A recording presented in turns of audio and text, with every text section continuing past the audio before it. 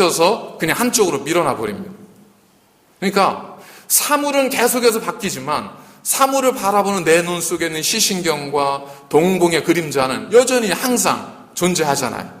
그러니까 우리 뇌가 동일한 정보에 대해서는 뽀샵 처리를 해버리고 딱 묶어서 한쪽에 밀어놔 버리는 겁니다. 그리고 뭐만? 차이점들만 인식하게 만들어 버리는 겁니다. 그렇기 때문에 우리가 실제 보는 것과 그리고 우리가 느끼는 것은 다르다는 거예요. 뇌가 그것을 뽀샵 처리를 해줘서 우리는 불필요한 것들은 보지 않고 차이점만을 보게 된다는 거예요. 근데 이것이 긍정적인 측면도 있지만 이것이 어떻게 우리에게 영향을 끼치냐면 우리의 삶에 있어서 동일한 정보들이 있지 않습니까? 여러분 아침에 일어나면 뭐 하세요? 아침에 일어나서 이제 남편 아이들 그 학교 가고 출근해야 되니까 밥하시죠. 그리고 밥하고 나시면 설거지 하셔야 되고 그리고 직장에 출근하시든지 혹은 뭐 집안 이렇게 저렇게 하다가 애 오면 픽업 가든지 어떻게 하셔야 되고 오면 또 뭐 반찬 해주다가 그러다 저녁 때 되면 밥 먹고 피곤해서 잠깐 이렇게 인터넷 보고 꾸벅 하다가 이제 한 10시쯤 되면 이제 잠자리에 드는 거 아니에요, 그죠? 그렇게 많이 다르지 않지 않습니까? 이게 어디예요? 집과 학교 혹은 집과 직장, 다시 집, 이 생활의 거의 반복이잖아요. 그러다 보니까 우리 뇌가 어떻게 그것을 인식하도록 만드냐면 며칠을 지나가면서 동일한 정보가 있잖아요. 비슷한 정보들은 그냥 딱 압축을 시켜버립니다. 그래서 집에 있다가 학교 갔다가 혹은 집에 있다가 직장 갔다가 돌아오고 하나는 일련의 과정들을 뇌가 압축을 시켜서 한쪽에 밀어놔 버리고 뭐만 기억하게 하냐면 차이점. 어제와 오늘 똑같은 길을 갔지만 차이가 있으면 그건 기억나게 해요. 근데 차이가 없으면 그냥 어제나 오늘이나 똑같은 거예요. 그래서 여러분 잘 생각해 보세요. 하루 종일 여러분이 멍하니 있진 않으셨어요. 하루 종일 이것도 하고 저것도 하고 이렇게 해야 되고 저렇게 해야 됐는데 저녁 때 되면 꼭 어떤 생각이 드세요? 내가 하루 종일 뭐 했나 하는 생각이 들잖아요. 일을 안 한 게 아니에요. 여러분의 근무 일지를 보면 참 많은 걸 했어요. 그런데도 불구하고 이렇게 돌이켜보면 내가 하루 종일 뭐 했나 싶은 생각이 듭니다. 2016년 마지막에 다가가고 있습니다. 한 해를 돌이켜보면서 우리가 어떤 생각을 하죠? 참 의미 있게 보냈다. 참 많은 일이 있었다. 이렇게도 생각하지만 2016년에 생각해보니까 한 일이 별로 없네. 이런 생각이 드시지 않습니까?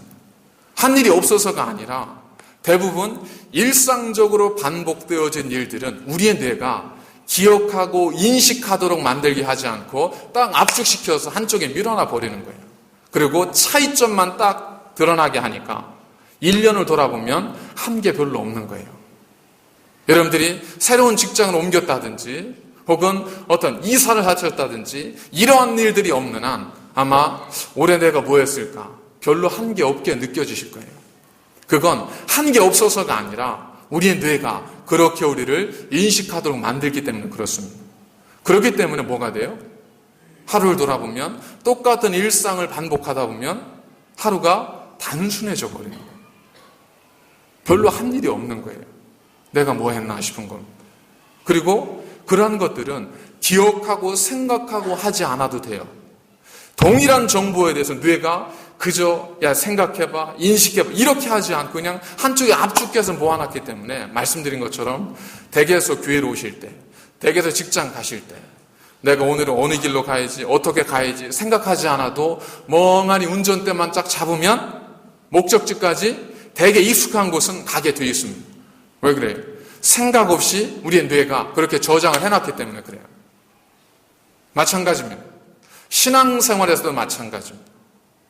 우리가 신앙생활 할 때도 아무런 생각 없이 우리가 신앙생활 할 수 있습니다. 여러분, 열과 영과 진리로 예배 드리십시오. 이렇게 말하지만 영과 진리 없이 아무런 생각 없이 그냥 오늘이 일요일이다 하는 생각 하나만 가지고 우리 얼마든 하나님께 예배 드릴 수 있습니다. 주일 되면 뭐라고 안 했는데 그 시간 되면 왠지 가야 될 것 같고 그 시간 되면 왠지 뭔가 챙겨지고 가야 되는 거예요. 그래 오게 되죠. 오면 자연스럽게 보면 대부분이 동선이 많이 다르지 않습니다. 와서 특별한 일이 없는 한 여러분은 되게 비슷한 동선을 따라서 오실 거예요. 오셔서 항상 주방을 한번 쓱 둘러보시는 분은 한번 잘 기억해 보세요. 그럼 의미 없이 날마다 쓱 둘러보고 오세요. 와서 화장실을 제일 먼저 가시는 분은 한번 기억해 보세요. 매번 거의 화장실을 가실 거예요. 오시자마자 매번 교회 와서 기도하시는 분은 한번 확인해 보세요. 매번 그 일을 먼저 하실 거예요.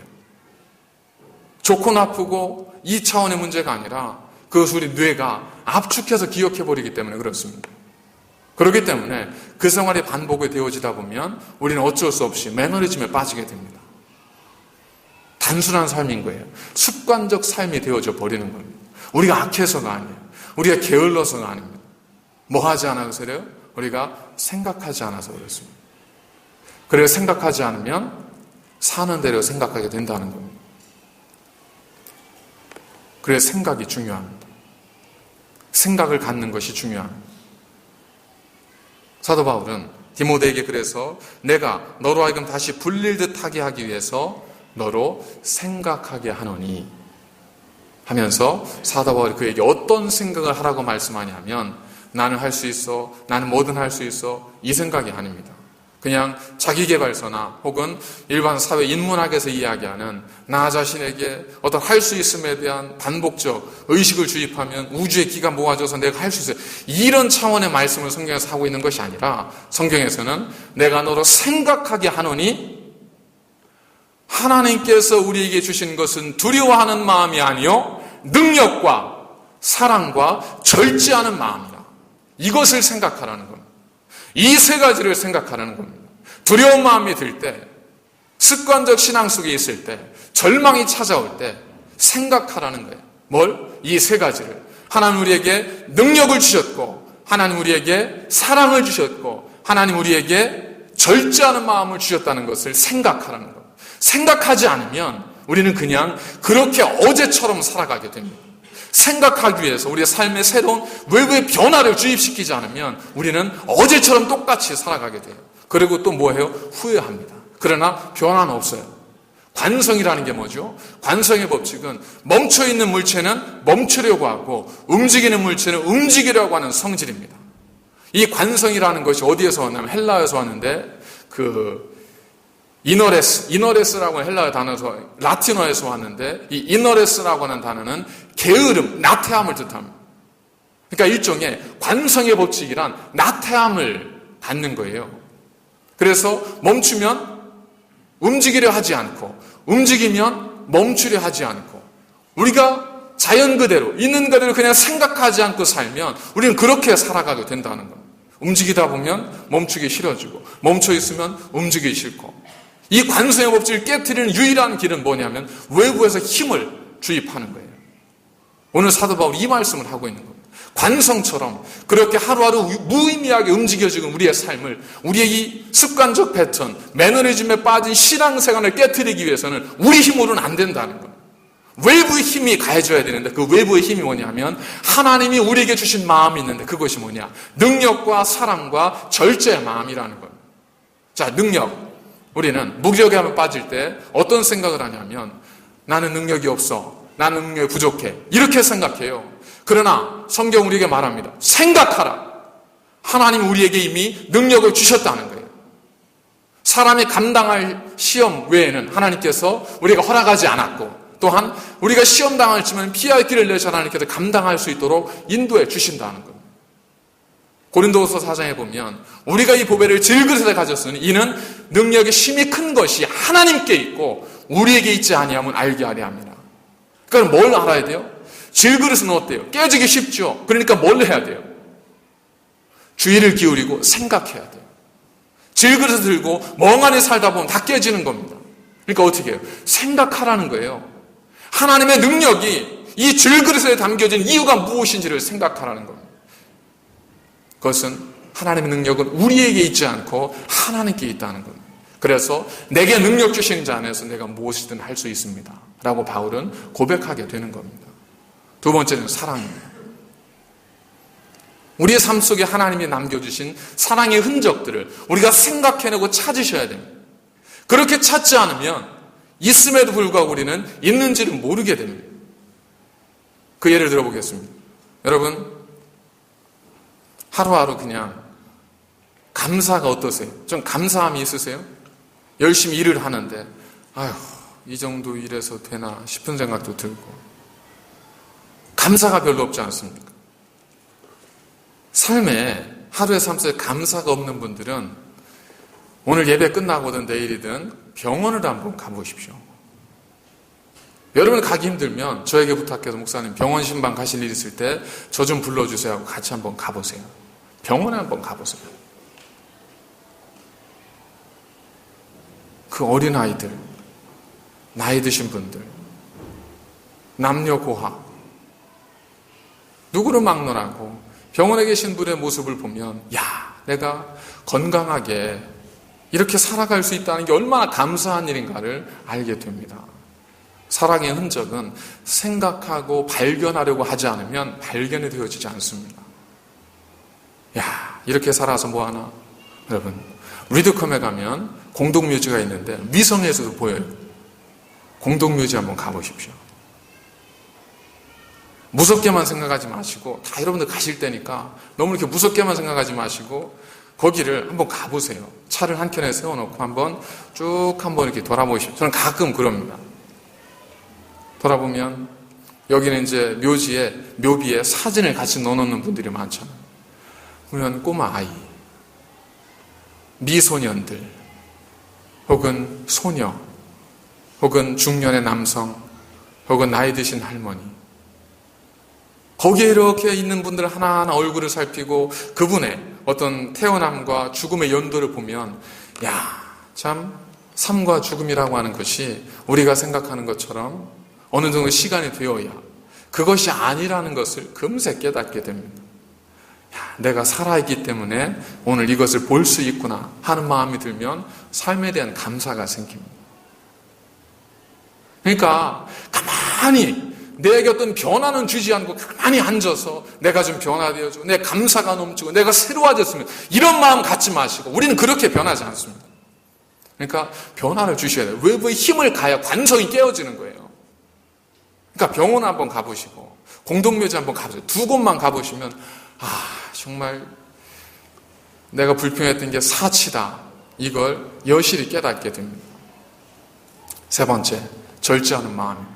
우리 어려움이 찾아오면 어떤 생각을 하냐면 나는 끝났다. 나는 이제 죽음이다. 이런 생각을 하잖아요. 하나님께서 어떤 마음을 주셨어요? 절제하는 마음이란 뭐겠습니까? 나로서는 할 수 없지만 중간에 뭔가가 딱 브레이크를 걸어주는 것. 그게 누구예요? 그게 성령님이에요. 하나아버지가 예수님께 말씀하지 않습니까? 할 수 있거든 내 아들의 병을 고쳐주십시오. 그랬더니 주님께서 딱 말씀하시죠. 할 수 있거든? 할 수 있거든이 무슨 말이냐? 믿는 자에게는 능치 못할 일이 없느니라. 그러니까 이 아버지가 뭐라고요? 주여 나의 믿음 없음을 불쌍히 여기소서. 그랬더니 주님이 그를 도와주시지 않습니까? 절제하는 마음이란 나는 할 수 없어. 나는 끝났어. 그럴 때 우리를 멈추게 하고 우리에게 새 힘을 주시는 성령님의 도우심입니다. 이와 같이 성령도 우리의 연약함을 도우시나니 우리가 마땅히 빌 바를 알지 못하는 성령께서 말할 수 없는 탄식으로 친히 우리를 위하여 간구하시느니라. 여러분, 삶이 무기력하고 길이 안 보이고 내가 무능력하게 느껴질 때 희망이 없어진다고 생각되어질 때 여러분 생각하십시오. 하나님께서 우리에게 이미 능력을 주셨고 사랑을 주셨고 이미 우리에게 절제의 마음을 주셨습니다. 그것을 생각하고 기억해내면 우리는 무엇이든 할 수 있습니다. 그래서 사도 바울은 디모데에게 뭐라고 마지막으로 권면하냐면 네가 주를 위해 갇힌 나를 부끄러워하지 말고 오직 하나님의 능력을 따라 복음과 함께 고난을 받으라 라고 말씀합니다. 여러분 주부 안쪽에 보면 우리의 재능과 우리의 재능을 만들고 개발하는 데 도움을 준 7가지 중에 첫 번째가 뭐냐면 뇌가 불편한 느낌을 드는 상태가 가장 빨리 뇌가 성장하는 상태이다 라는 말이 있잖아요. 불편함을 자꾸 주셔야 됩니다. 생각하지 않으면 우리는 그냥 익숙한 대로 편안한 대로 삽니다. 그러니까 자꾸 뇌에게 생각을 줘서 뇌를 불편하게 만드셔야 돼요. 그러니까 교회 올 때도 그냥 오지 마세요. 그냥 아침에 눈 떠서 밥 먹었고 운전하고 그냥 와서 가만히 앉아있고 이러지 마시고, 이건 이제 1차원적인 건데 한번 새로운 변화를 한번 줘보세요. 교회를 갈 때 꼭 이렇게만 가야 되나 하는 생각을 한번 해보세요. 그래서 가족들이 함께 기도하고 온다든지, 아니면 교회 와서 그냥 사람 만나서 이렇게 이야기하기 전에, 야, 내가 정말 새로운 예배가 되기 위해서 뭘 할 수 있을까? 한쪽에 무릎 꿇고 앉아서, 하나님, 이 예배가 성령께서 임재하시는 거룩한 예배가 되어서 이 예배에 참여하는 모든 성도들이 하나님의 살아계심을 경험할 수 있도록 내가 한번 중보하며 기도하는 일을 한번 해보겠다 생각해 보십시오. 불편하죠. 하지만 그러한 일에 가장 큰 수혜자는 누구냐면 나의 나. 내가 그 일로 인해서 삶의 의욕을 찾고, 내가 그 일로 인해서 하나님을 만나고, 내가 그 일로 인해서 하나님의 사랑을 깨닫게 되어진다는 겁니다. 찬양을 부를 때도요, 그냥 부르지 마시고요. 이렇게 손뼉 치는 게 얼마나 힘들어요, 그죠? 치면 손 아프고, 안 치자니 눈치 보이고. 그러지 마시고, 참, 우리 뇌를 좀 불편하게 해야 된다고 했지. 해가지고 뇌가 그동안 안 해봤던 거, 그동안 손뼉을 안 치셨으면 손뼉을 세게 쳐본다든지, 두 손을 들고 하나님을 찬양하면서 정말 하나님께 내 삶을 드린다든지, 이런 어떤 신앙의 변화, 예배의 변화, 이런 변화들을 자꾸 우리가 추구할 때에 우리의 마음이 어제 같은 매너리즘에 빠진 습관적 신앙이 아니라 새로움으로 날마다 거듭나게 될 수 있다는 겁니다. 앉는 자리도 마찬가지예요. 대부분 보면 꼭 그 자리에만 앉으시잖아요. 내가 이번 한 달은 내가 결단하고 내가 한번 새로운 자리에 앉아봐야 되겠다. 아주 이건 항상 변화는 좋은 쪽으로 가야지, 이게 부정적인 쪽으로 가면 안 되지 않습니까? 뒤에 앉았던 분들은 내가 이번 달은 내가 맨 앞자리에서 한번 내가 하나님께 예배를 드려본다. 결단을 앞으로 딱 나와보는 거예요. 그 예배가 지난주 예배와 같을 수가 없어요.